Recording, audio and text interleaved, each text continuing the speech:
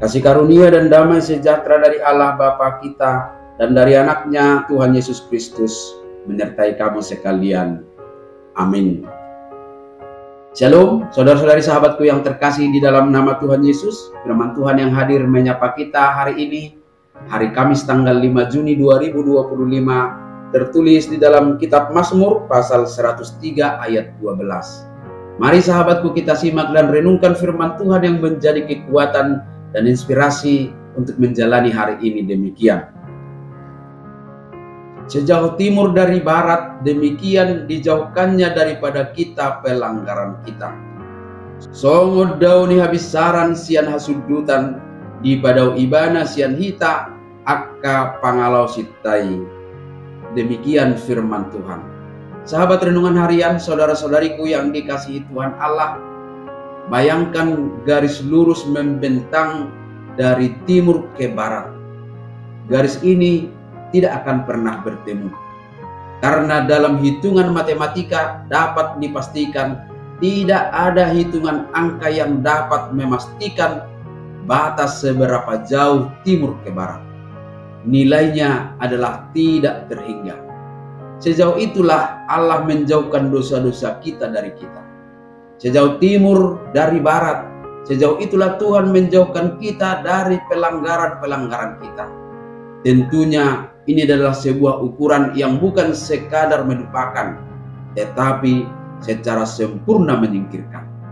Jika manusia memiliki kemampuan untuk memaafkan, hal itu bisa saja tidak sampai kepada melupakan, masih mengingatnya. Tetapi saat Tuhan mengampuni, Dia tidak hanya memaafkan, tetapi Dia juga melupakan dan menghapuskan catatan dosa itu, seolah-olah itu tidak pernah ada dalam kehidupan kita. Maka dengan pengampunan itu, sahabatku semua, berarti yang pertama, tidak ada lagi tuduhan. Iblis suka menuduh dan mengingatkan kita akan kegagalan kita. Tetapi ketika Allah mengampuni, tuduhan itu kehilangan kekuatannya oleh karena pengampunan Tuhan. Yang kedua, tidak ada lagi penghukuman. Karena dosa kita telah dijauhkan, kita tidak lagi berada di bawah penghukuman atas dosa tersebut. Kita bebas. Dan dengan demikian, sahabatku semua, kita memasuki babak baru dalam kehidupan kita sebagai orang-orang yang sudah dianugerahi pengampunan, yang dosa-dosanya sudah dijauhkan.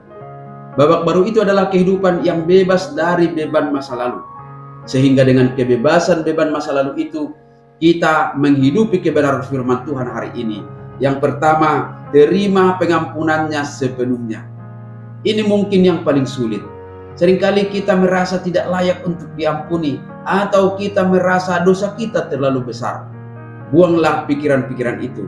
Allah mengampuni karena kasih-Nya yang tanpa syarat, bukan karena kita layak. Terima pengampunannya dengan iman dan dengan kerendahan hati.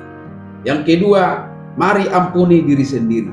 Jika Allah telah menjauhkan dosa-dosa kita sejauh timur dari barat, mengapa kita masih terus menghukum diri sendiri? Belajarlah untuk melepaskan rasa bersalah dan penyesalan yang tidak perlu.